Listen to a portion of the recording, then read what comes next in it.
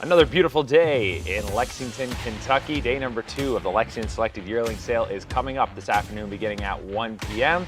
And we are happy here at thestable.ca to bring you live coverage, behind the scenes coverage of this year's sale. Welcome back on the desk here. My name is Mark McKelvey alongside Anthony McDonald. And Anthony, day number 2. It's in the afternoon. Last night, the evening, that first night, it's always a lot of fun, a great atmosphere. It was absolutely packed here last night. You had a busy and successful evening, I guess we could say. I don't think we should waste any time because we've only got a little bit of time here today. Let's just jump right into it. 3 horses purchased last night, and we were talking before we came on. You were very happy. Yeah, really happy. I'm glad that the sale's in the afternoon because I didn't sleep much last night after the sale. It's always very, very stressful. It's a long night. It's an exhausting night, but you know, obviously we purchased the most expensive horse we'd ever bought at the stable yesterday, and that was due mostly to the backing of a gentleman and his wife that are here from Australia. They had helped pick that horse out with me at Kentuckiana, and really liked him. As I said to Daniel before the sale started, you really don't know what you know the horses are going to go for. So the only true way to do it is just stick to your guns. And we had actually marked that guy at $225,000. That's what I figured he might bring. We had not bid when he got the $225,000, and Danny looked at me and said, you know, one bid, kind of in a questionary fashion, and I looked directly at the bid spotter and said, 230. I'm not giving you the 250 you're looking for, you know, because you get caught up in the moment, right? And I turned to Daniel and I said, the difference between doing it like that and just bidding would be you just saved $20,000. And you don't realize that in the heat of the moment, a lot of these people, but that's a lot of money. Yeah. and it was a one bid type situation. I was really excited with him. We had liked this colt from the first time we'd seen him, and it's so hard for me to say, oh, we bought him for 200. It just seems so foreign to me or anybody else that isn't here buying horses at that magnitude, you know, for that price. But you know, the stable has grown in such a manner that now we have such a wide band of owners. You know, we do have the people that are our core clients that just want to buy 1% of a horse and watch it race and have fun. And that's what the stable was all about and will always be about. But as we grow, we also have this smaller pocket, but it's growing, of people that are like, hey, I do want to race in Kentucky in the fall. I do want to race in the Breeders' Crown. And I can't ignore our clients. I wouldn't be a very good business owner if I did that. And when we have people that are after those types of horses, as long as we fund them in a conservative manner, then I think, you know, we will go after some of those horses. And we're not done yet. There are a couple more we're looking. But you're mostly saying basically there's opportunity for everybody, whether you want to come in small or big, right? And you're kind of just checking a lot of boxes. HIP 25 is the one we were talking about, that being Captain Incredible, a bay colt by Captain Treacherous. It was funny because we were saying, well, Tall Dark Stranger, Poppy Rob, maybe Captain Treacherous might fly a little more under the radar. They might come down a little bit. No, not really. 230,000 right there, HIP number 25. So didn't waste any time. No, he was the first one I really thought we could buy. And when the bidding started on him, I was surprised. I said, we're not going to get this colt. But as I said, we made the one bid, and I was really, really happy with what we got. But it's such a large amount of money, really such high risk, right? Doesn't matter. Once you start getting up higher, you're like, I hope the horse turns into a nice horse. It would be great if he did, but such a large risk. And as long as our clients, we keep pushing this. I tell everybody all the time, horse racing is the worst investment on planet Earth. The most fun you're going to have.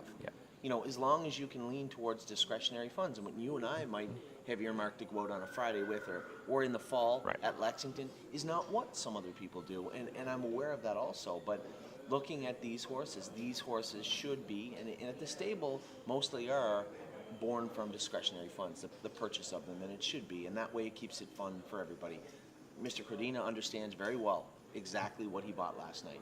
A real big risk, a risky proposition, but a horse that he's going to have fun to watch train down, and hopefully get a chance to watch in Kentucky next year when we're right here. And for the other people at the stable that are buying into the shares of that horse also, the same type of thing. You know, it's a huge risk, but it is a lot of fun.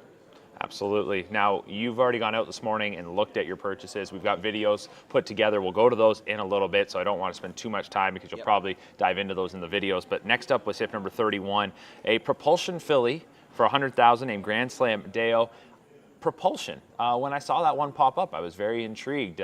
He started here in North America, ended up going over to Europe and had all kinds of success in Sweden. What drew you to this one? Hey, we're always going to be first crop people, right? We always are looking for any sort of value we can find in any way we can find it. And I really didn't think it was going to be in propulsion. I had actually marked this filly a lot higher than 100. She was my top pick of the entire sale. Not that it means anything, right?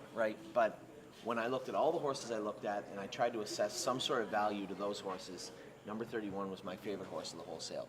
And I really didn't think I was going to get her because 6 hips earlier, I just blew my brains out on a Captain Treacherous colt.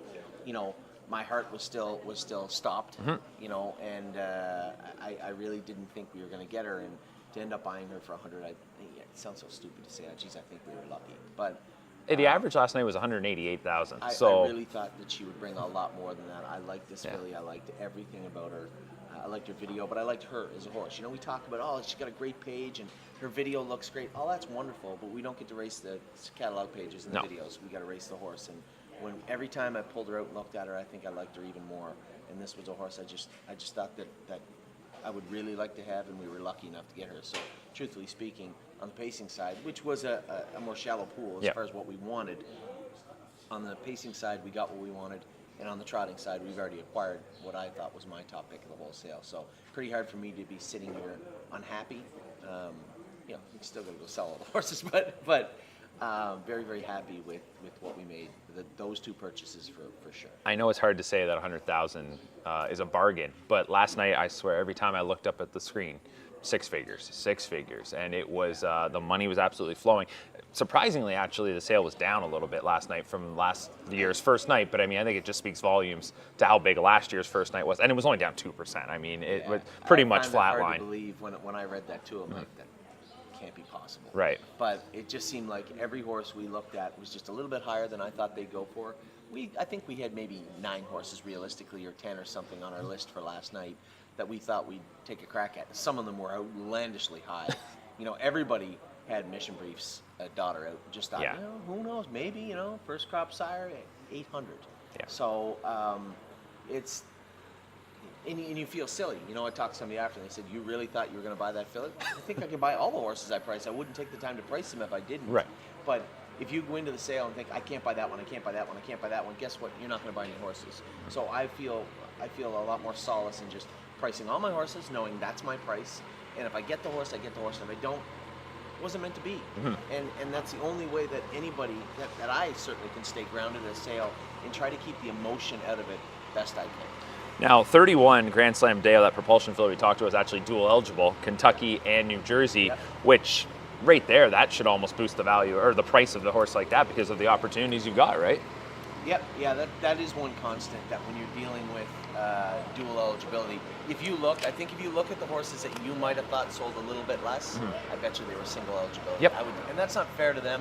Everybody can't come to Kentucky, but that seems to be a big part of some of those higher prices also. So the very last horse that went through the ring, we're going to go to the videos in just a second, but the last horse to go through the ring last night was hip number 125, a Chapter 7 colt who is a full brother to Kierkegaard, who we were just looking up there, and Kierkegaard's made a ton of money. I think 300,000 for his career. Just been a nice ATM. Maybe he doesn't have that signature victory necessarily, but a very talented horse that's been nothing but a great earner. And here we've got a full brother who is dual eligible, New York and Kentucky. Yeah, I was surprised. I did mark this guy a little bit higher also. 95,000, we should say. Yeah. I hear the voice in my head saying, that sounds stupid when you say that. But I did have this horse. These are day one horses in Lexington, right? So I did have him priced a little higher. As far as the Chapter 7s, they're going to be a little smaller, so you have to know that. I would say this guy was a solid medium, maybe even medium plus as far as Chapter 7 is concerned. And I look across the ring, and here's Aki Svanstedt looking at him, and I think he had bought 124 and 123. I'm watching him the whole time because I know that he had Kierkegaard K. Yep. And I had talked to the breeder of the horse this morning who had said he thought he would have brought a little more money too. Aki had bought those 2 horses. I said, can't buy every horse. Maybe you can. I don't know. Can't buy everyone. It's bet 110, 250, and then here comes the last one. Here comes the last one. So here's a well-built, very, very good-looking horse, very much similar to Kierkegaard, I believe. Kierkegaard, as you said, never won anything major, but won a lot of stuff. Yep. Won the Empire Breeders in New York, took a mark of 150 as a trotter. This is a very good horse. He's closing in on $400,000 made. The type of horse anybody would love to own. Absolutely. And this is his full brother. Again, you're talking about the dual eligibility, New York and Kentucky. We had blown through a lot of horses that we just didn't get last night. It wasn't that I felt a sense of urgency. I was literally about to turn off my iPad and leave, and I looked down and I had him priced at $120,000. He was stuck at 90. They were looking for one last bid. It seemed like they were all done. I had made, again, that one bid and had got the horse. And I just thought that he was exactly what we were looking for. I had no reservations about last night. A lot of money was spent. But again, with the backing of the people that were here, I certainly have no concerns as I wake up today.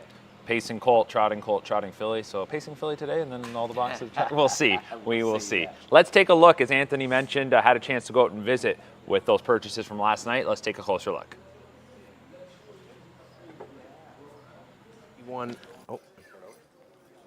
Number 151 Matthews. I like this horse. There's a Father Patrick. Now his full brother made $500,000 America 152 on a 5/8. His name was Fly Light. Second dam is that French Laundry Creamy Mimi family. So again, very interesting here. This is just a much younger line off of Creamy Mimi, and really like this horse. I know he wasn't one of the ones I picked. Somebody else had him out in the walking ring here, and I said, geez, what a good looking horse. And we went down and pulled him out. Man, he is a knockout.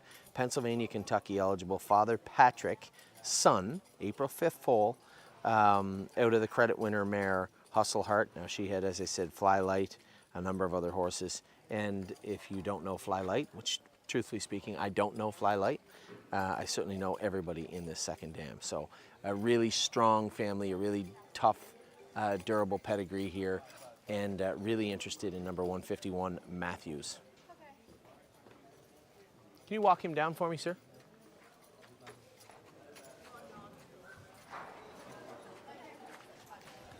Oh, goodness.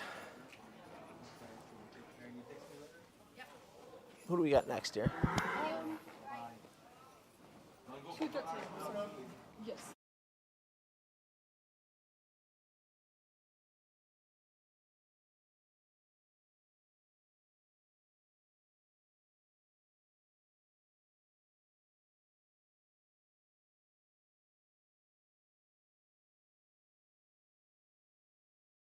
$153 calculated concept. This is a tactical landing colt. We're in the colts now. I like what I saw with this colt. The tactical landings, I always did like them. We were buying them in the first season, second season. I liked everything about these horses. Now this is older blood here. The second dam is CRK Susie. That's a long time ago. Dover Dan obviously is topping that mare's production. Now this is an 11th foal, Daniel's favorite, an 11th foal. Sonic Grace is on top of there, 460,000 made by Muscle Massive. Just a good pedigree top to bottom, a little older, but a good pedigree top to bottom. And calculated concept being early in day number 2, who knows? Who knows what's gonna happen? But I can tell you one thing, you're not gonna fault him on his presence. Horse looks good, his video is great. Everything about this guy I like, so really, really happy with calculated concept. We'll see how he does here in the sale in on day two here in Kentucky. Can you walk him down for me, please? I need to plug this in, honey, it's getting dead now.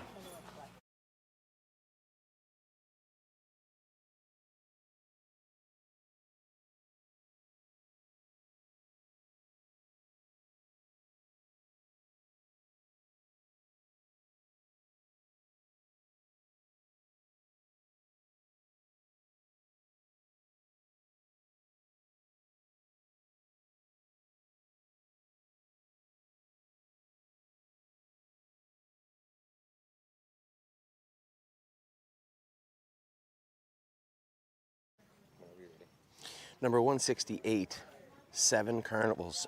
Early day number 2. This is a good looking filly here, dual eligible by Chapter 7. So New York and Kentucky eligible. On the front end, you have 6 for 6. I don't know many of the horses in the first dam, but I do know the mother is 6 for 6.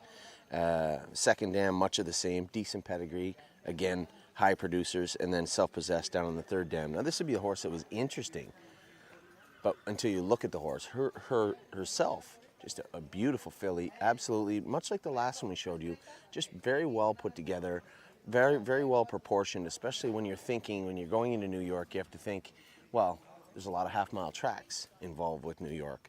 So you don't want a horse that's too big, you don't want a horse that stands off because they might get into themselves. This filly is perfectly straight and perfectly built. And I just thought that she was a really, really good looking filly. She wasn't initially on my list, but as I looked at the horses coming out, and obviously as I do all the time, we're looking at other horses that are being viewed by other trainers and by other owners, potential owners, and this filly really caught my eye and we pulled her out. I like her a lot, number 168. Early on day number 2, her name is 7 Carnivals. Can you walk her down for me, ma'am? Thank you. So this is the first time.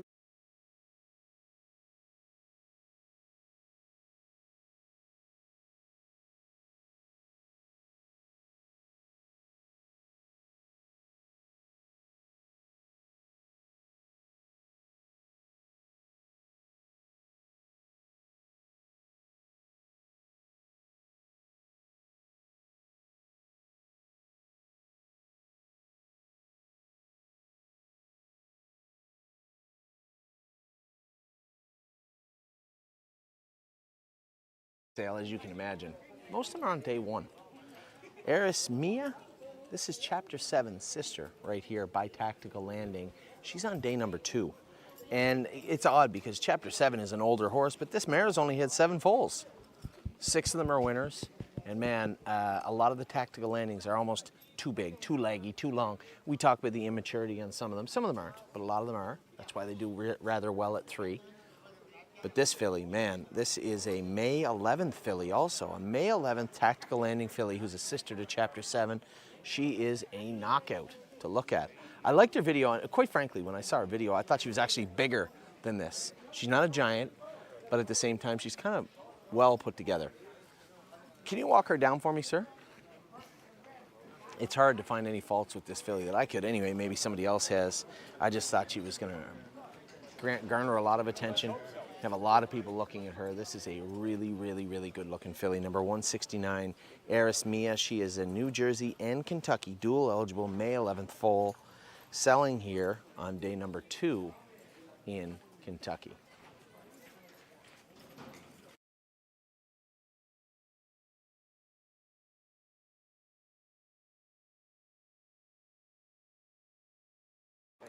You get a little bit of everything in this sale. This is a Goo Goo Gaga, who is a full sister to Captain Corey. What a beautiful filly. Just Kentucky eligible. Goo Goo Gaga, as I said, there's not much more to say. I mean, the family is deep all the way through the top and bottom. And when you got one of the hottest sires in North America right now, one of the most anticipated sires, I should say, in Captain Corey, this horse is going to draw a lot of attention. I'm a little surprised she's 177, but really it wouldn't matter what number you sold this one at.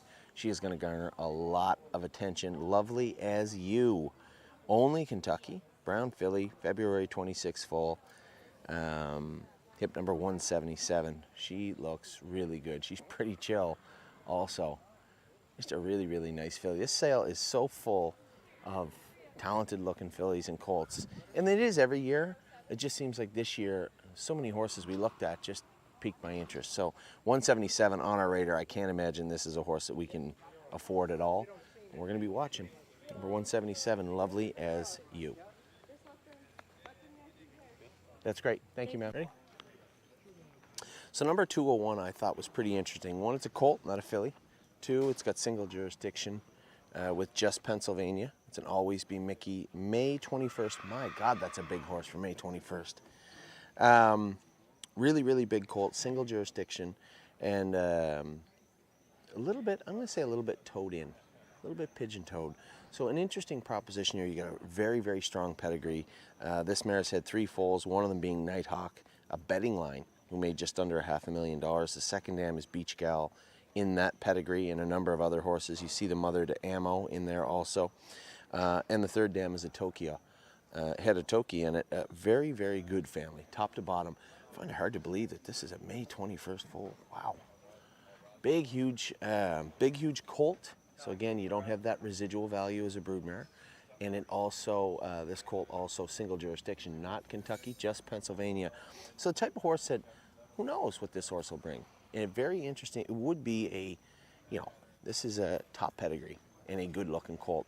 So if we can pick him up for a little bit less than what we believe he's worth, this might be the type of horse you find falling into the stable. But who knows, it might be a fortune also.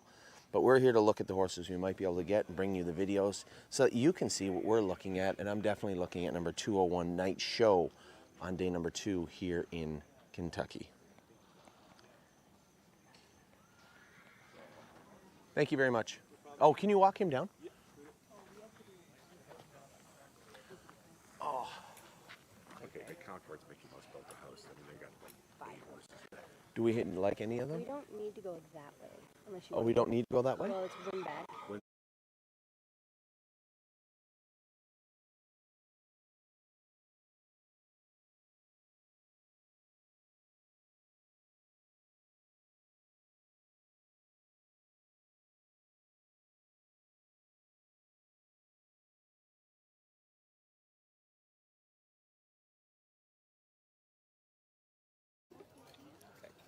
We are here at Crawford Farms and we're looking at horses this morning, and one of the first horses I looked at was obviously interesting because it's out of the sister to What a Mission. Now obviously What a Mission isn't who makes that line. It is Barn Girl, and Barn Girl is the mother of Teresi.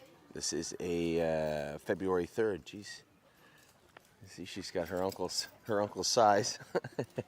This is a February 12th filly, New Jersey and Kentucky eligible by Walner. So Walner out of a world champion in Barn Girl. Barn Girl, the brother, the sister to What a Mission. And then if you look down through, you have Gypsy Balance down on the 4th. Nice old horse that was. Strong family top to bottom. Now, I guess if we're going to talk about faults, there are some faults. The chest of this filly, she got kicked when she was young, and you can see a bump underneath, like edema underneath. It's starting to fill in and clean up now. But not a very tall or big filly. Not a midget, but just a nice medium-sized filly. And again, early in day number 2, who knows? At this point, I suspect if everything goes well for us on day 1, we're going to be looking for a lot of value through the middle portion of the catalog. And a horse like this stands good, nice video. Everything looks nice with this filly. It would be a nice horse, a nice acquisition for us, I believe. So number 212, Teresi, selling here early on day number 2 in Kentucky.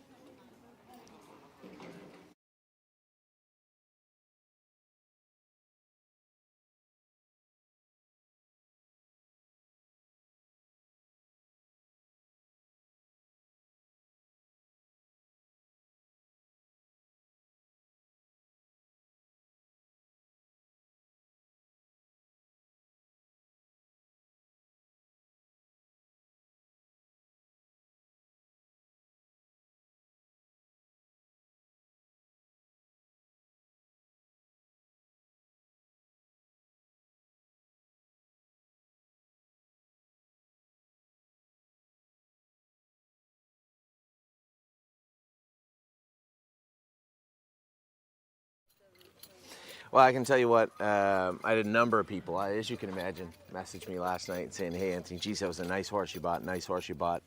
And of course, it would be my father to throw cold water on me. He said, well, the front dam's a little weak on that horse. I know the drop the ball is nice, he said, but man, that must be a good looking horse. See for yourself. That is what $230,000 and $230,000 of Captain Treacherous buys you.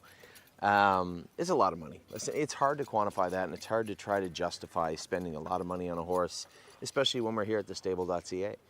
But as we grow and as our ship sails forward, we have an ever-expanding swath of people that want different things. And the driving force behind this colt, obviously, is Daniel Cordina and his wife from Australia. Came over.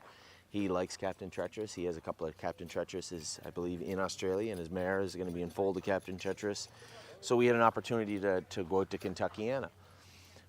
When we were there, this horse walked out in the ring, and both of us just kind of stared at him. And he goes, Jesus, what's a horse like that worth? I said, I have no idea.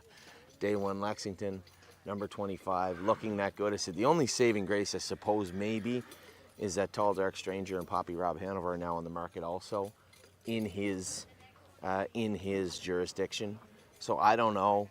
I said, but a horse like him, geez, you could sell him in a bathroom at 2 o'clock in the morning. He's going to bring a lot of money, and you know, factor in you're at Kentucky. So I don't know. I said it would have to be lots of six figures, and he said, well, you know, let me know what you think. So as we got to look at him and brought him out again and again and again at the sale, I said, Daniel, I don't think you can buy this horse for less than $200,000. He said, well, I thought he'd bring even more. So as we went into the sale, we were all excited. We wanted this horse, and I knew he would bring at least 200, and Daniel, he thought he'd bring a little bit more. We worked out something where we would look at the horse and value him somewhere in the middle. So when 230,000 came up, he was stalled at 220 and 220 and 220 and 220, and it was pretty clear. The auctioneers, obviously, I've got to know most of them now, and they could tell by at least my body language that I was thinking of bidding.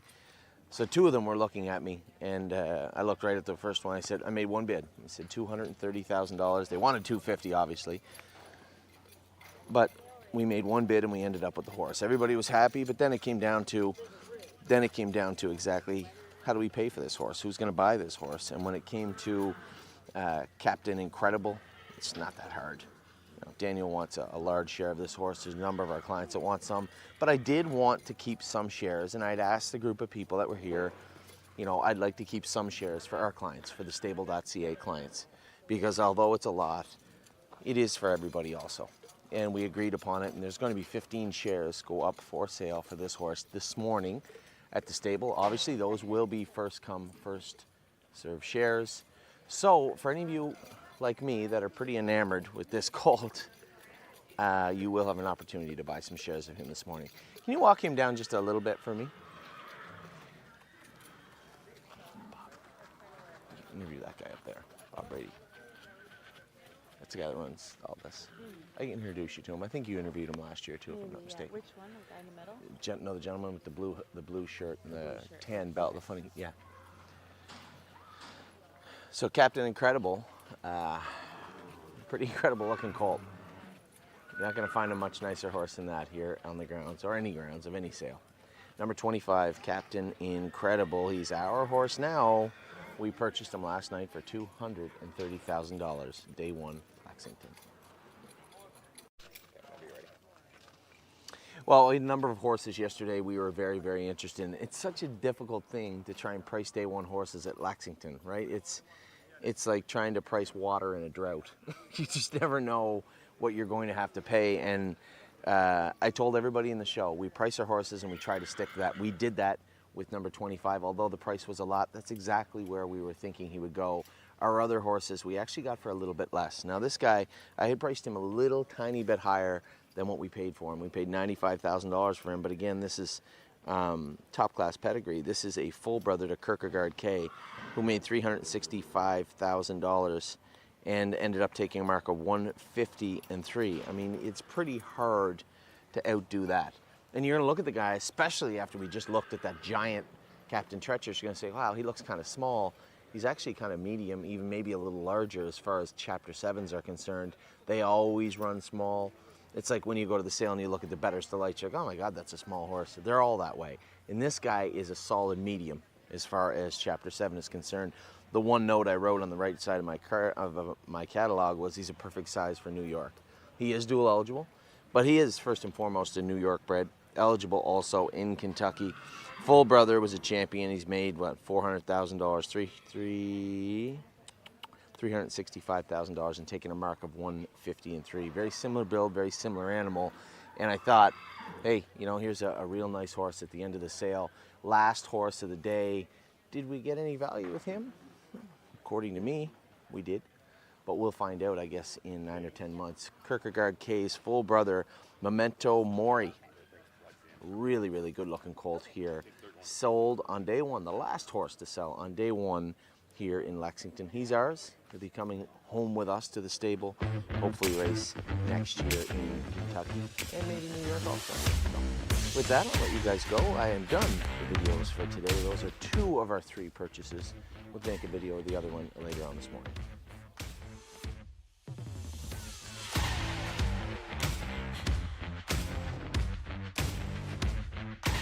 All right, and welcome back here at Fasig Tipton, as it's just a little past 11:30, day number 2 of Lexington Selected Yearling Sale.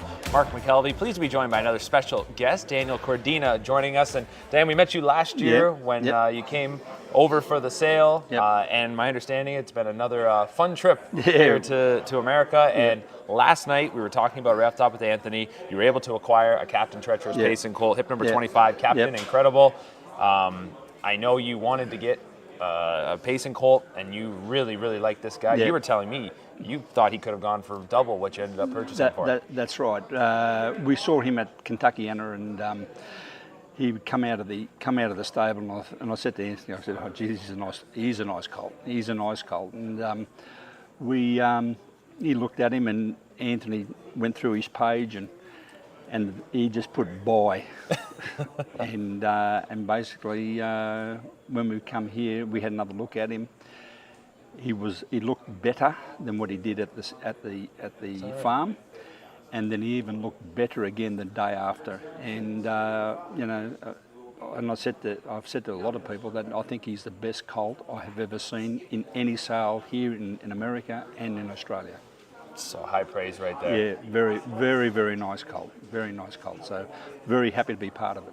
So when the hammer dropped there and you guys were able to be the successful bidders, what was your feeling? I mean, is it just excitement, a little bit of relief? No, it was just exciting that knowing that, when you aim to get something, whether it's a horse or a car or anything, when you do achieve that, it's a sense of performance. So we were very happy with the.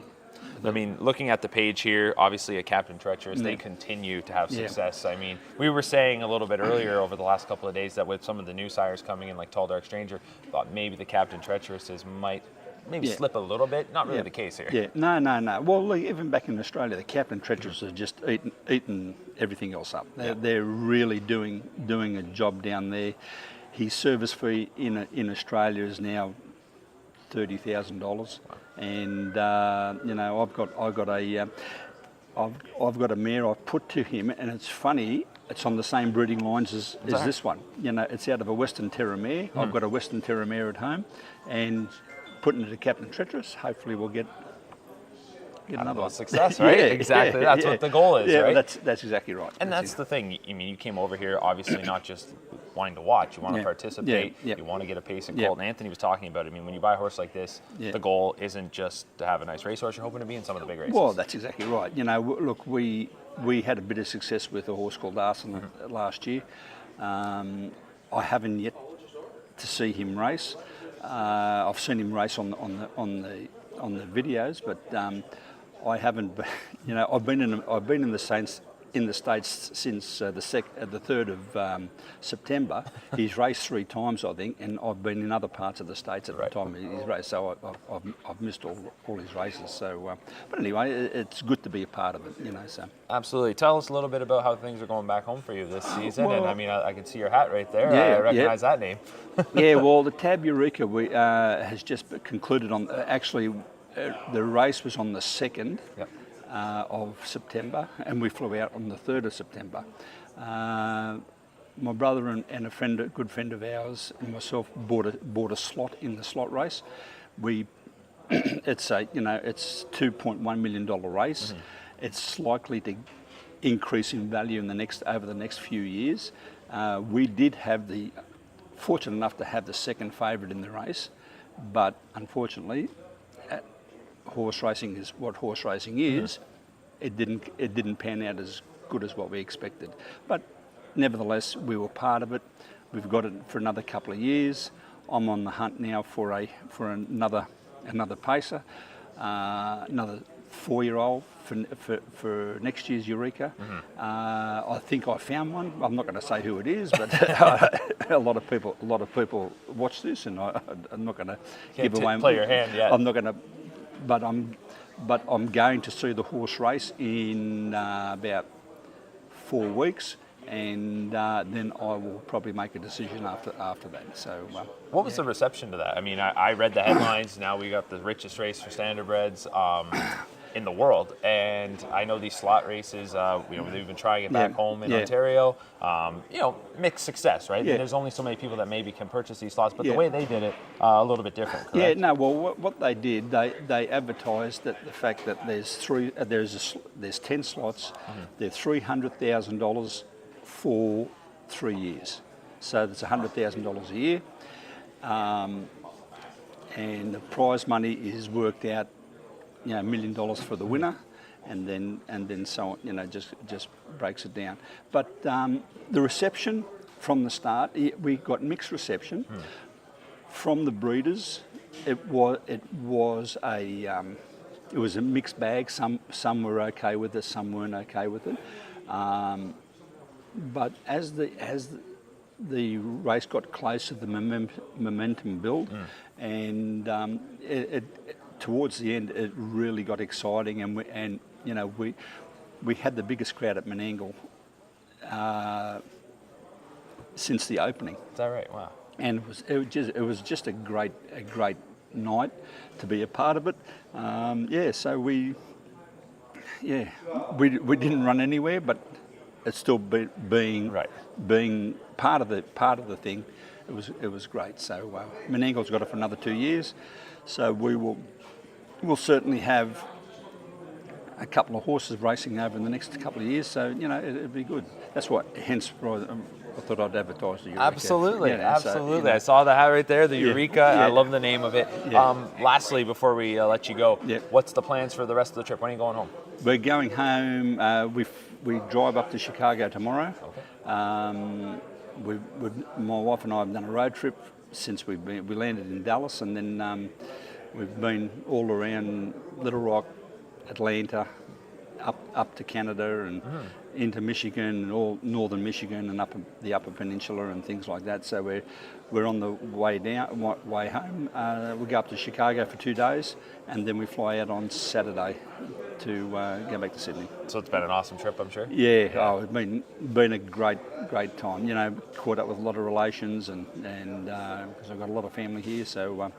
Caught up with them, and we've had a blast. Well, I'm glad you're. And this is the Lexington. We went to the Red Mile, we went to the Jug. And we've just mixed both pleasure and horses. A little business here and there. And I was able to get a couple of games of golf in too. So. Perfect. So you checked a lot of boxes. Yeah, on this trip. yeah, we have. Well, Dan, I appreciate you taking some time to join us. Yeah. Congratulations on the purchase last night. Wishing you nothing but the best. And, well, we also got another one, that propulsion filly, that I'll join in with Anthony. So I was quite chuffed with that one. As propulsion's only just come down to Sydney, come to Australia. So we will. I've got a trotting mare at home that I'll probably will put the propulsion next season. So it'll be interesting to see how the propulsions do. I was saying to Anthony a little earlier ago, very intriguing stallion prospect, I think. It is. Unfortunately, he got disqualified out of the elite lot, but he still won the elite lot. Yep. And he was tremendous that day. The trip he went to win the elite lot was incredible. That's right. So I think there's a future for that horse. It's just a different bloodlines to what everything else is there. So just wait and see. All right. Well, thanks again for joining us. Enjoy the rest of your trip, and glad your wife and yourself are having this nice experience for the last month. Sounds like it's been awesome. Yeah, it's been great. It's been fantastic. All right. Daniel Cordina joining us here. We're going to go back and take a look at a few more horses that'll be selling here today. Sweet. Great. Here we are at Go Dog Go, number 213. This is an embryo transplant. So again, one of those angles.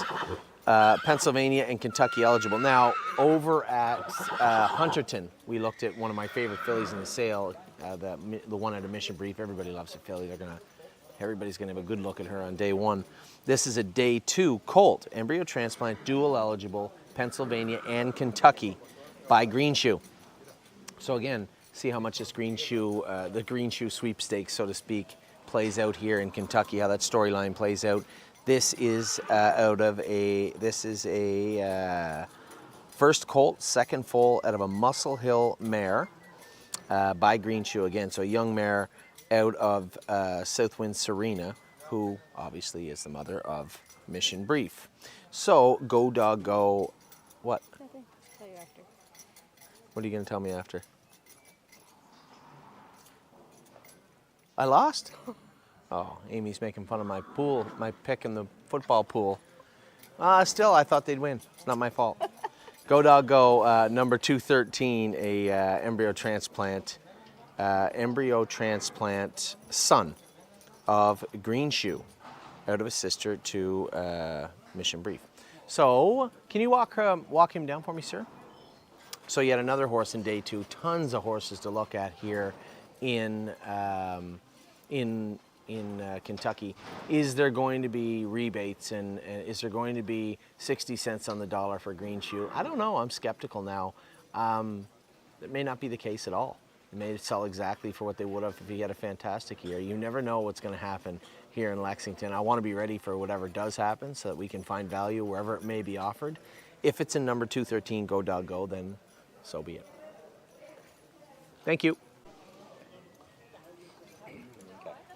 Number 226 is a horse I rather like. Now, we saw a lot of horses today, a lot of I tell you the chapter 7s are a little smaller, the tactical landings were big. Well, this is flipped. This is a little bit smaller tactical landing filly, and this is a first foal? Yeah, first foal out of a chapter 7 mare. There's where you get the shortness.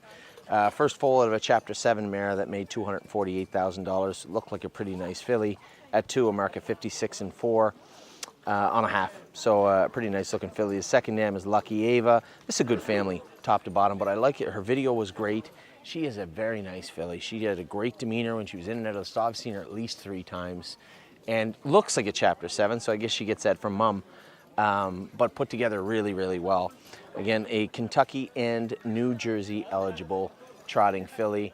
Really well put together, and don't kid yourself, just because she's a little shorter than some of the other tactical landings we've seen, she does look like a chapter 7 and is a very well put together filly. Can you walk her down for me, sir? Yes.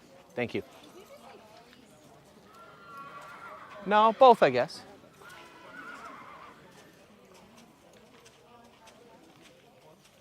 Now, a lot of these horses, go back and look at their videos. Maybe what I'm looking for and what I like isn't what you're looking for or what you like, but I rather like the video on number 226.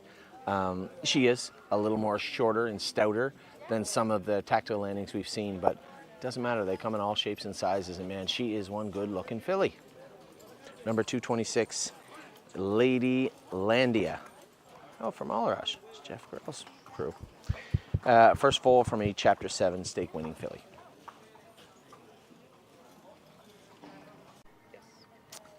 So somebody asked me a very specific question 2 days ago. Are you interested in any Love You horses? My answer was no, not really, although International Money is a Love You.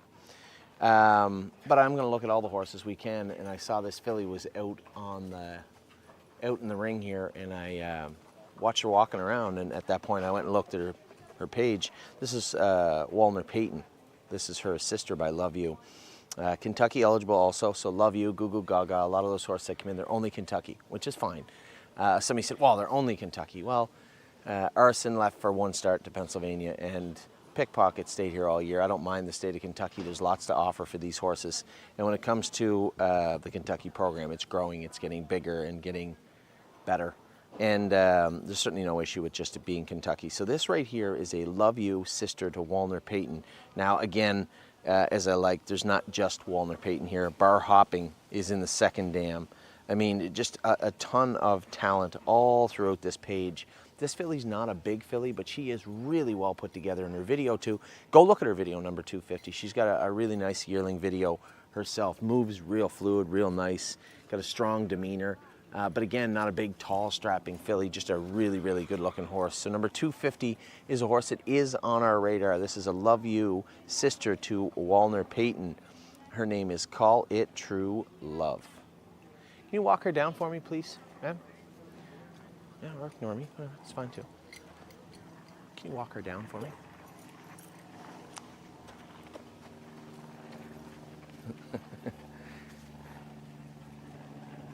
Curious what this one will bring. Very strong family.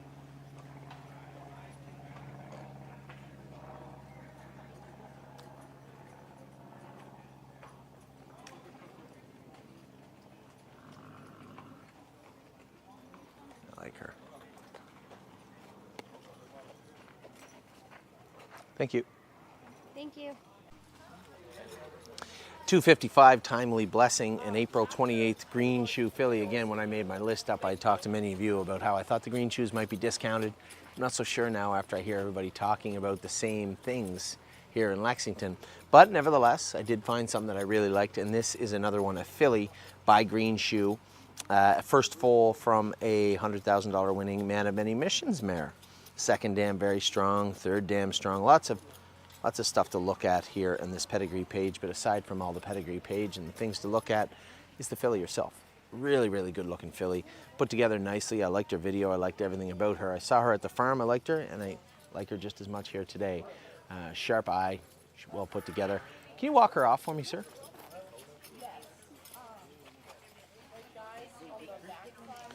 $255 Timely Blessing.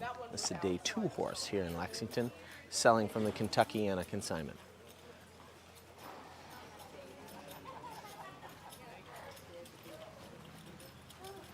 That's a girl.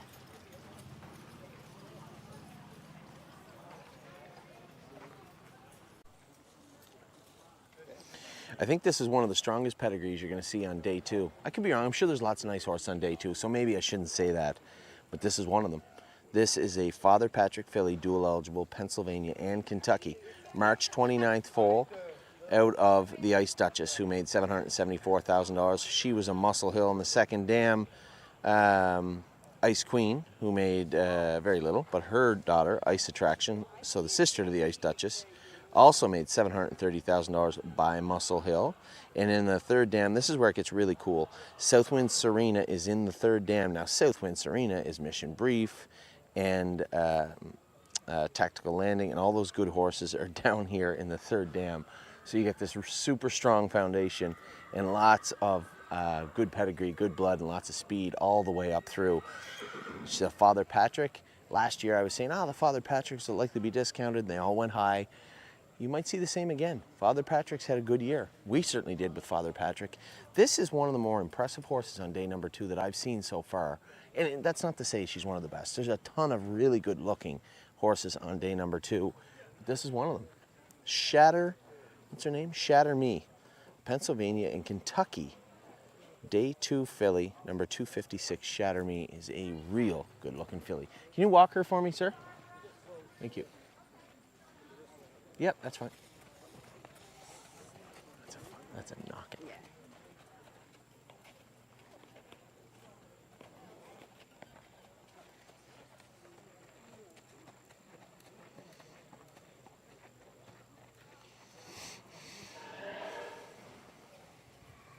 That's a day 1 filly on day 2. That's one. Why are they better on day 2 than You're going to get a lot of money for this one. Thank you. 61. Oh. This is hip number 261 Frolic. As I told everybody, we are looking at Ontario breds here in Kentucky also, and usually Bettor's Delights are small, a little more frail, compact. You have to accept that usually. Not with this one. This is a large, medium-sized filly. This is, I guess, a large, medium-sized doesn't really work. She's a medium plus. How's that? Frolic is just a really, really well put together filly out of a Captain Treacherous. First foal from a Captain Treacherous mare, who is a sister to Bushwhacker. And you look in this pedigree, you see horses that you notice all up and down the page. Put on a show is in the third dam, who is Steinham's Place, 2 world champions right there. Bushwhacker's in the second dam, and this is the first foal out of a sister to Bushwhacker. Really, really good family, but a really, really good looking filly, number 261 in day 2 here in Lexington. Man, a really good looking filly here. You know, a lot of the Bettor's Delights, as I said, smaller, a little more compact, frail. Some of them are toed in, a little what we call pigeon-toed. This one's perfect. Top to bottom, looks nice, really, really good looking filly. Can you walk her down for me, dear, please? So 261 Frolic is selling on day 2. And as far as on our Ontario prospects, I think this one would be up there near the top of the list, if I'm not mistaken. So number 261 Frolic selling here in day number 2 in Lexington. You're thinking of double flip. That's right, you're right. That's exactly right.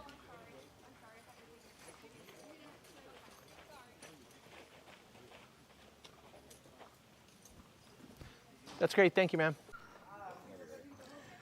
You know, I always have people mess me every so often. Have somebody say, "Hey, why don't we have any Sweet Lou's? Why don't we have Sweet Lou's? Are killing it." We did have a Sweet Lou in the first crop. We just never really ended up with one after this. And it was funny because as I was pulling out my horse and looking at them yesterday and again today, this filly appeared, number 279, Sweet Lou Boutons, Louis Boutons. I don't know. Really, really good looking filly. This is a dual eligible filly, March 10th, and she is enormous. Nice video, and this filly is gonna, well, listen, I saw who was pulling her out. There's a number of people that are gonna be very, very interested in this filly. I'm surprised she's on day 2, but a horse of her size and her caliber, you could sell her in the bathroom after the sale and she's gonna go for a fortune. This is a good looking filly, well put together. Her sister Girl That Twirls is a really, really nice filly also. Ended up making $309,000 as of cataloging in a market 50 and 4 on a 5/8 mile track. So again, 2 previous foals. This is the 3rd foal. The first or second was a Girl That Twirls. And again, one of these ones where the pedigree goes all the way back. You know, all these horses down on the bottom that have all been good race horses. This is just a really, really good looking filly. No faults at all, and I think she's going to garner a lot of attention on day number 2. Now, having said that, she doesn't for some reason, and she does fit in with what we're trying to do, and there's a spot for her at the stable. I won't hesitate to buy her. She is a dandy-looking filly, number 279. I'm not even going to attempt her name again. I butchered it the first time. Louie. We'll call her Louie. Selling here on day number 2. Can you walk Louie down for us, sir?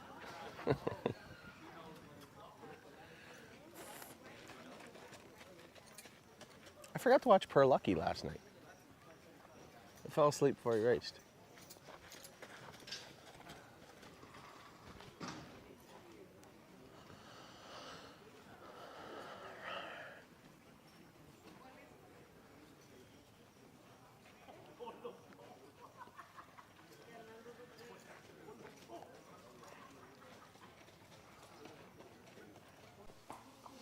So here we have number 293, Miss Prada. Now, Miss Prada, a little interesting. I always love that some of the farms, they'll have a mare like Asiago, but they'll also have branches of the same family. And I don't know whether they're doubling down or whether they're just comfortable with that particular line. But I noticed Kentuckiana has a lot of Asiago and Asiago relatives with foals in this sale.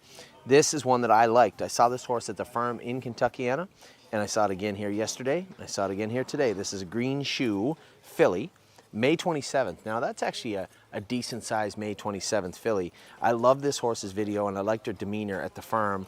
Now I had always said to our clients, especially the ones we were talking about privately, I'd said that, you know, the green shoes I thought were going to be discounted, and I hear a lot of the same things being said from other trainers. And what happens is, if you go to the sale thinking you're going to buy 5 horses at a discounted price and you want those 5 horses and you've made your mind up that you're going to get those 5 horses, what inevitably ends up happening is they end up being driven up, right? So are we really going to find value with the green shoes? I don't know. I really can't say. I'm skeptical at this point, but I'm still going to keep a very close eye on them. This is a really good filly here by Jim Panzi out of Asiago, a Muscle Hill mare that made $400,000. This is her first foal. Very strong family. Really, really happy with what I see here from number 293, Miss Prada. Can you walk her for me, sir?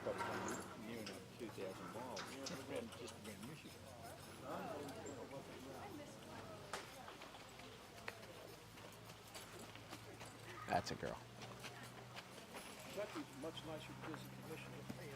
Hey, how you doing? Good.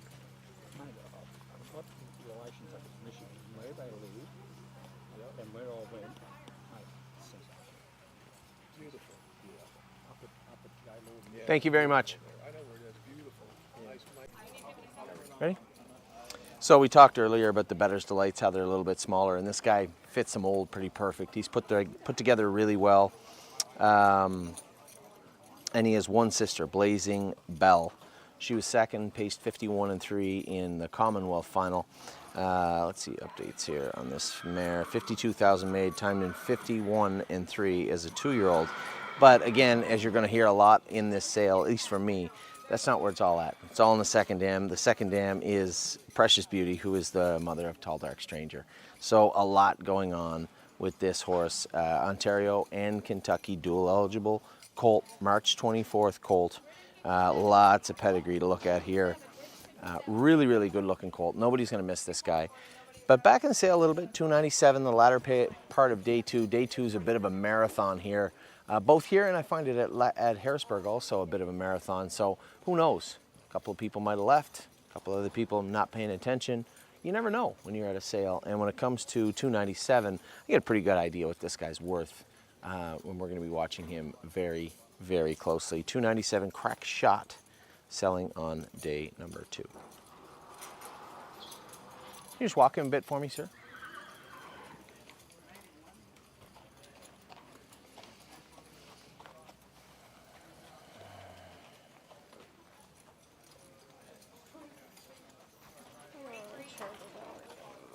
What's wrong? Is he charging?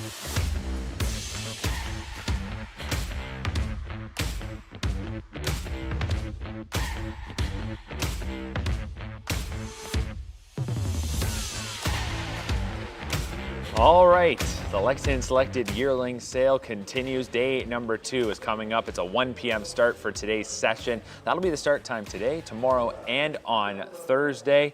This beautiful facility here at Fasig-Tipton starting to get pretty busy. There was a lot of people out here early in the morning looking at the yearlings, but now as we get closer to the start of the session, it's starting to fill up. Now for today, we're actually going to sign off a little bit early here today, and that's because our crew behind the scenes is happy to be covering an event that's going to be going on here in just a few minutes' time. That's Cocktails for a Cause, a fundraiser along with the Breeders' Crown, which this year will be held at Hoosier Park. So our stable.ca coverage is going to wrap up for today, but we will be back tomorrow. Start time around 11 a.m. again.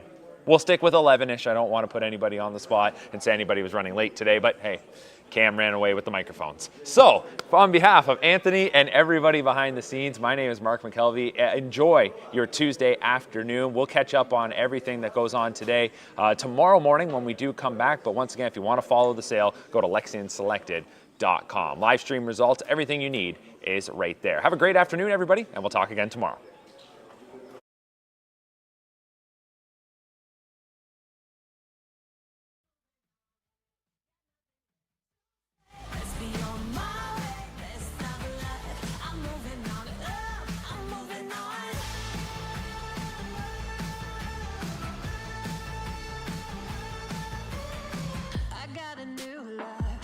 For miles, 67 fastback, oh, it's just my style.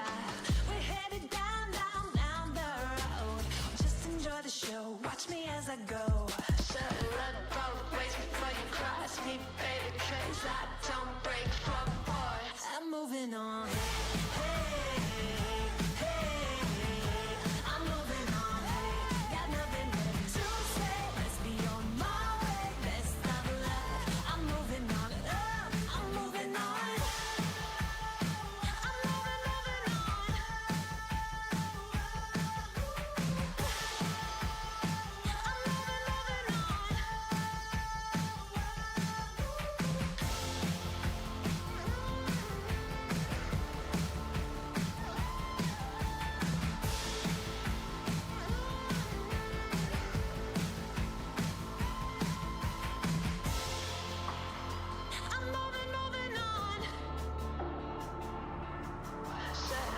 Both ways before you cross me, baby, 'cause I don't break for boys.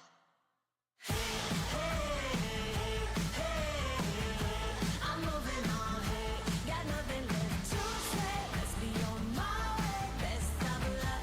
I'm moving on, got nothing left to say. Let's be on my way, best of luck. I'm moving on, got nothing left to say. Let's be on my way, best of luck. I'm moving on, I'm moving on.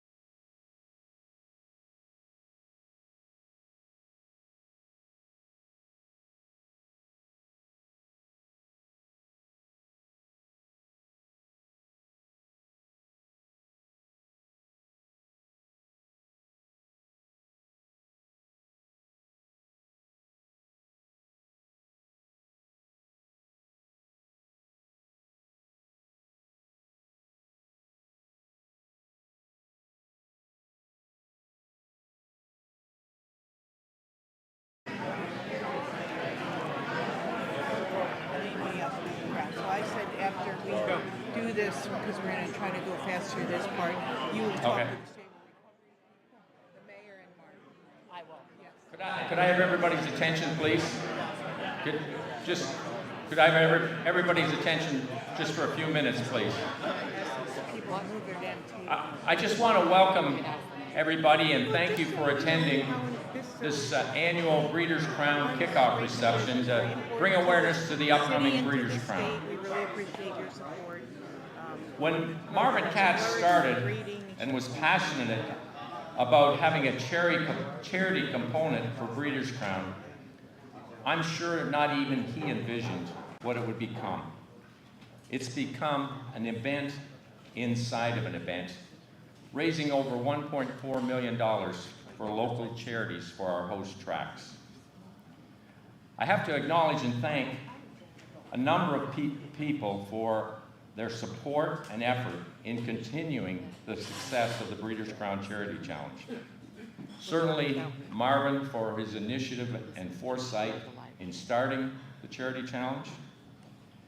And each and every year, the Lexington Select Sale has generously supported and sponsored this reception.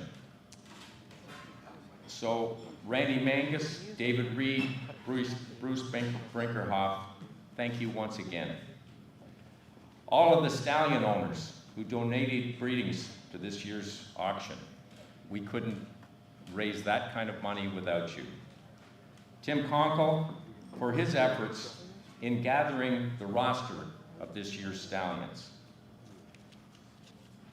And everyone and anyone who contributed to this year's charity challenge, and certainly and most importantly, Harris Hoosier Park and the Indiana Standardbred Association and all their management and staff. I cannot impress upon you enough what a pleasure it is to deal with both of these organizations and collaborate for this year's Breeders' Crown. I'd like to acknowledge and welcome, and we are honored that they are with us today from the city of Lexington, Mayor Linda Gordon, and Chief Development Officer Kevin Atkins. And also joining us on behalf of Stable Recovery, Director Christian Kunstler, Fundraising Coordinator Robert Osborne, and Program Director Ashton Becker. On behalf of myself, Warrior Fanning, and all of us at the Hambletonian Society, thank you very much for supporting the Breeders' Crown Charity Challenge, attending our reception, and we look forward to seeing everybody at Harris Hoosier Park October 27th and 28th. At this time, I'd ask Marvin Katz to come up for a special presentation from Mayor Gordon.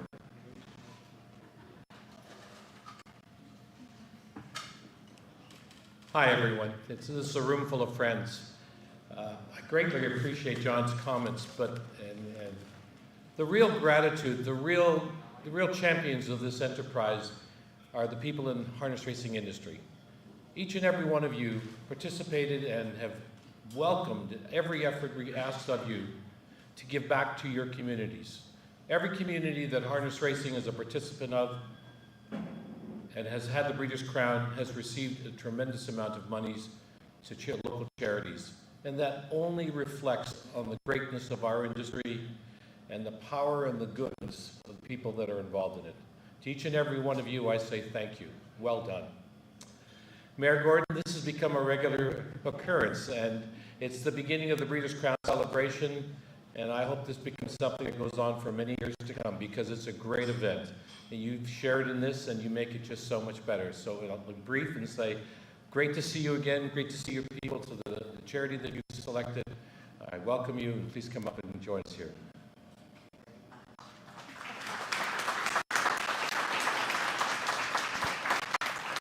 Thank you so much, Marvin. Marvin is a special person. And I'm so honored to join you all here today and have the opportunity to thank you in person for the great work that you all do, both on the track and off. Marvin Katz is a generous person. And not only have you launched the charity component of the Breeders' Crown series, you have given $10 to the charity of my choice each year.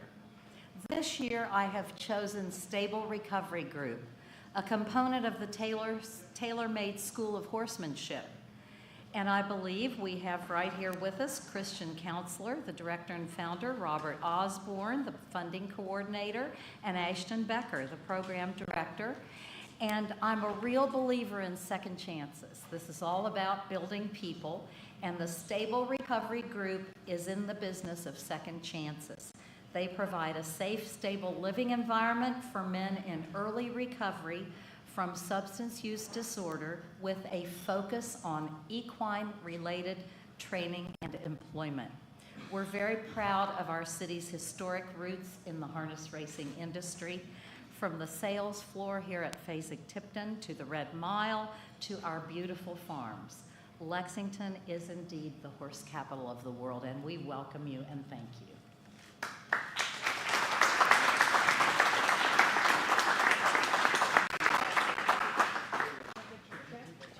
Okay. Come on up. Stand in front of the podium, in front of the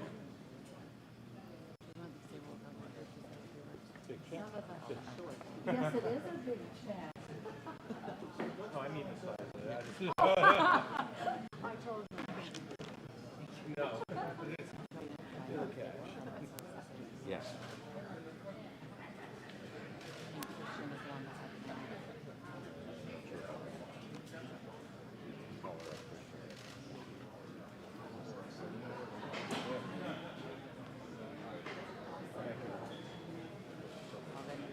And then, Christian, I'll invite you to come up to say a few words. Awesome. Thank you very, very much. Thank you. Thank you. Thank you so much. My pleasure. I'm going to invite them to say a few words. I think you want to say a few words? Sure. Emily will talk. Again, we want to thank everyone for being here. Of course, thank the mayor for her contributions and being here as well. We would now like to invite the folks from Stable Recovery up to say a few words about your organization. Thank you. This is not my forte, so I'm good at helping people in recovery, but not speaking. First, thank you, Breeders' Crown. Thank you, Mayor Gorton, for the donation. We're going to make sure that this money goes to helping men early in recovery who are suffering from addiction and alcoholism.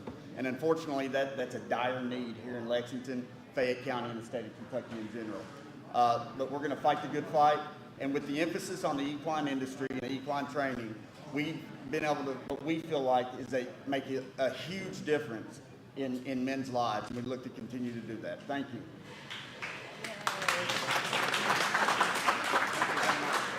Bad luck. I know, I was going to say, thank you. Again, I want to thank everyone for being here. Of course, thank the folks with Stable Recovery, the mayor, and everyone. We'd also like to thank David Reed and everyone with the Lexington Select Yearling Sale for hosting the lunch today, and of course, all of you for joining us. For those that may not know, I'm Emily Gaskin from Harris Fisher Park Racing and Casino, and I'm very much looking forward to welcoming many of you to the Breeders' Crown on October 27th and 28th. I hope to see you all there. This will be our third time hosting the event, and we couldn't be more excited to work alongside the folks at the Hamiltonian Society, with the Indiana Standardbred Association, and the entire harness racing organization. As John briefly touched on, I'm going to quickly talk about the Breeders' Crown Charity Challenge, because I had an opportunity to work with Marvin Katz in 2017, and it was something I was pretty new to and wasn't sure what to expect. And coming now in 2023 to something that I am most proud of as far as the Breeders' Crown is concerned, the work and the charitable contributions that the Breeders' Crown Charity Challenge has done. So we want to thank everybody that's had a part in the Breeders' Crown Charity Challenge, every one of you that of course have donated time and donated efforts to make this what it is today. We are so very proud of the work that not only harness racing is doing, but the folks at the Breeders' Crown Charity Challenge as well. As we said, we've got a lot of great things coming up. We of course are getting ready to auction some stallion breedings, and we want to thank those folks that donated those. Specifically, we'd like to thank Walner Syndicate, Sealster Farms, Deo Valente Farms, Hanover Shoe Farms, Diamond Creek Farm, and Blue Chip Farms. And I, of course, want to invite you all into at 1 o'clock to bid on these. And as I always like to say, we want you to bid early and bid often for this very so deserving cause.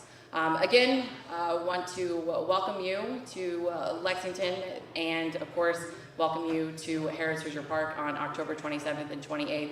My team at Harris Hoosier Park, along with the Hamiltonian Society, is working very hard behind the scenes to make this the best Breeders' Crown to date. And as I think I've told just about everybody in this room, we want to do what we can to make the Breeders' Crown the best that it can possibly be. So if there's anything that anyone needs, please don't hesitate to reach out. With that, I think, like I said, I would like to invite everybody to bid early and bid often, and thank you all again for being here.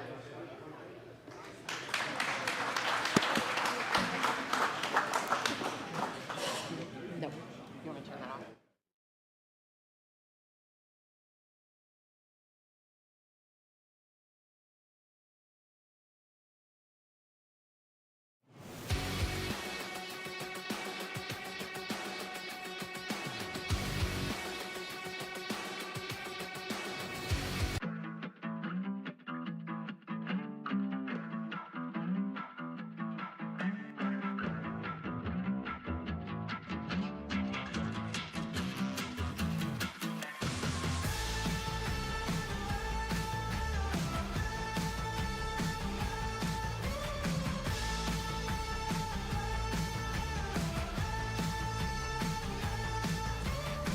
I'm not a joyride, a hit and run. I thought I loved you and you thought I was fun. I'm moving on down the road.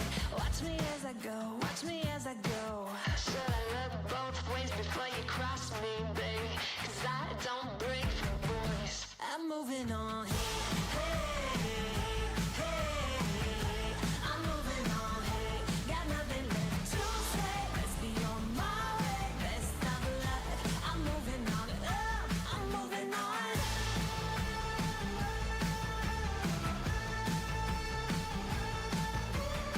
I got a new love. He runs for miles. 67 fastback. Oh, it's just my style. We're headed down the road. Just enjoy the show. Watch me as I go. Should I look both ways before you cross me, baby? 'Cause I don't break for boys. I'm moving on. I'm moving on. Got nothing left to say. Let's be on my way. Best of luck. I'm moving on. I'm moving on. I'm moving on.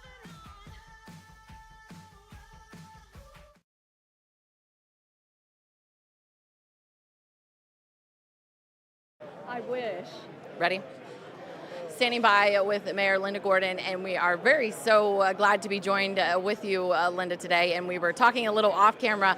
Beautiful weather, and as I always say, life is better in the bluegrass, but of course, you live that every day. I live that every day. We love the bluegrass here in Lexington, and you know, we're the official horse capital of the world. We love our horse industry, whether it's thoroughbreds or standard breds or saddle, you know, anything.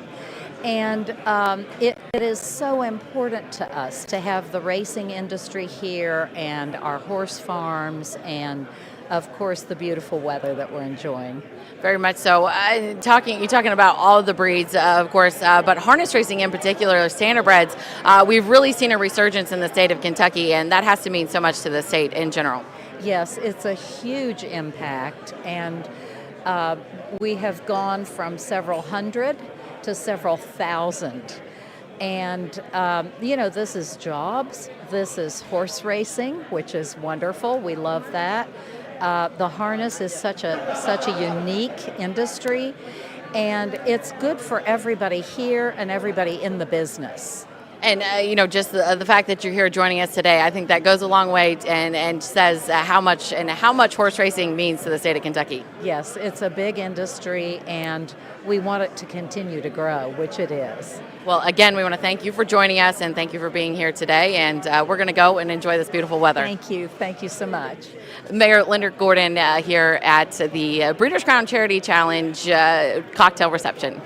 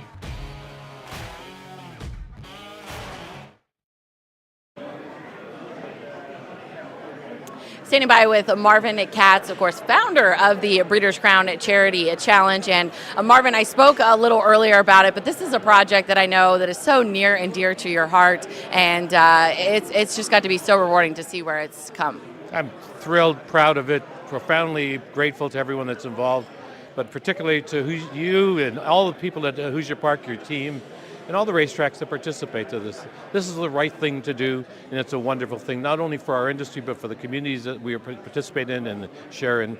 I'm just thrilled. Yeah, and you mentioned it a little bit earlier, but I feel like it's worth repeating. You talked about what good these organizations are doing and how important it is to be able to hang our hat on an institution like this. I think I'm grateful that we're able to give back to all these wonderful causes that need help. And as a huge industry that we are, and to be able to give back in a meaningful way, I think really makes a profound statement. And last but certainly not least, you set out, you started the Breeders' Crown Charity Challenge. I have to ask, has it exceeded your expectations? Where do you see this going? Do you feel like we can go even further? Emily, I would never have dreamed that we could raise $1 million, let alone $1.4 million. It's become an integral part of the Breeders' Crown celebration. I think the corporations, the racetracks and so forth, love it. I think it's an important part of the event for them as well. I firmly believe it's going to be an integral part of the Breeders' Crown for many years to come. Well, like I said earlier, it's something that I truly enjoy working on, and like you, I hope that we're talking about this for many more years to come. Thanks, Marvin. I'm on board for that. Thank you so much. There.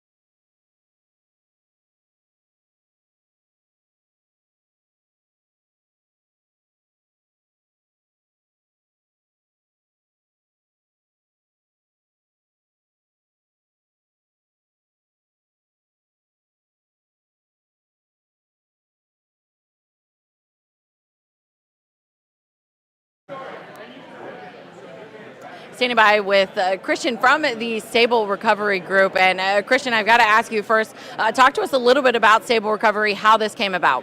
Stable Recovery is a long-term transitional living program for men early in recovery from alcohol and drugs. And it was really kind of born from the idea of Frank Taylor of Taylor Made Farm, his idea of the School of Horsemanship. We thought of, we had the school going for about 3 or 4 years.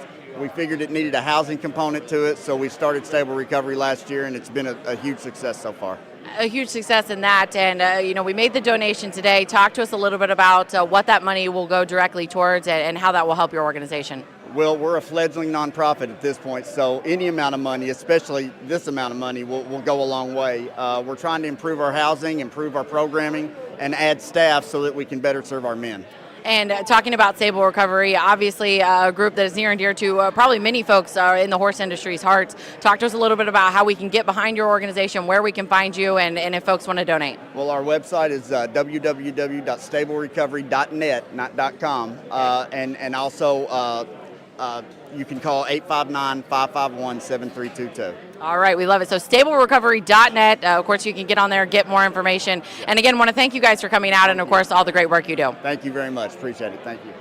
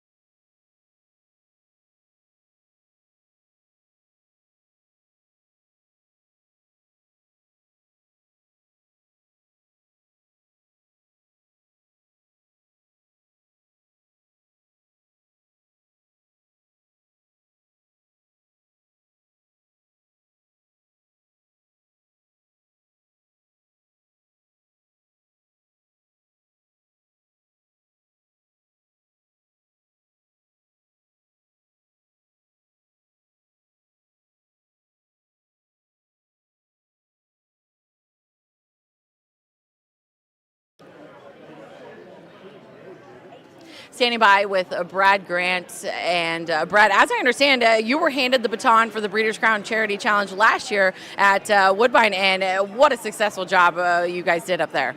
Yeah, I mean, you know, it's a great cause and everybody jumped on board, and it's an easy sell.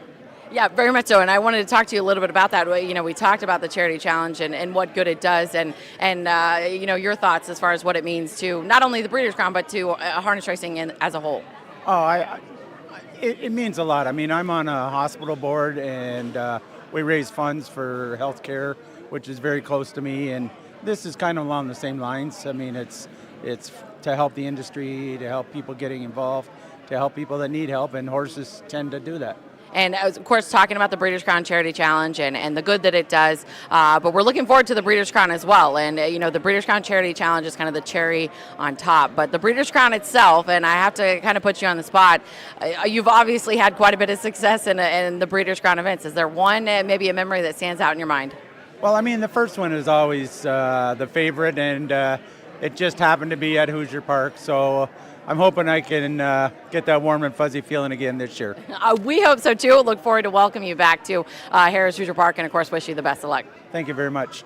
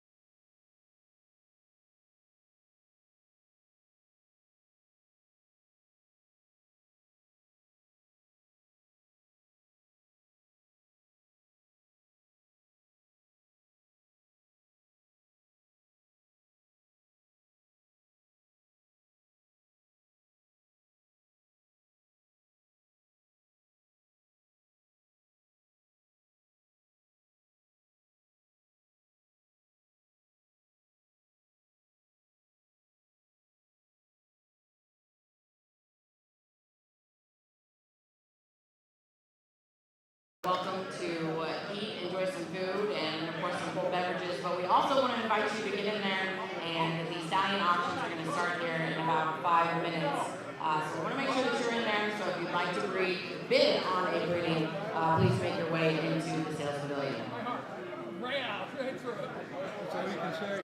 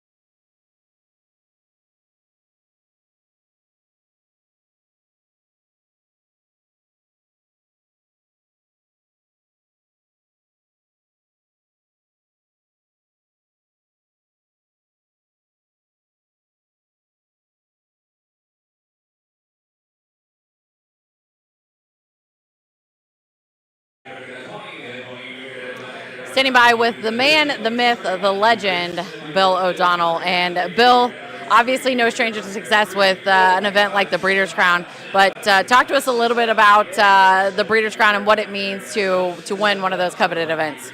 Well, to me, it was a big deal when it first started. It was way above everything that, other than maybe the Woodrow Wilson or the Medal of Space or something, but Jug. But it was quite an event, and it's brought a lot of following, brought a lot of people into the business, and we have places like Hoosier Park, Meadowlands, and Mohawk that do a great job of hosting. Well, like you said, we certainly enjoy it. But you winning a number of Breeders' Crowns, is there one maybe that stands out in your mind? I like them all. Good answer. I'd have to agree with you there. Again, Bill O'Donnell, want to thank him for taking the time and hope to get you out to Hoosier Park sometime for the Breeders' Crown. He's coming. There we go.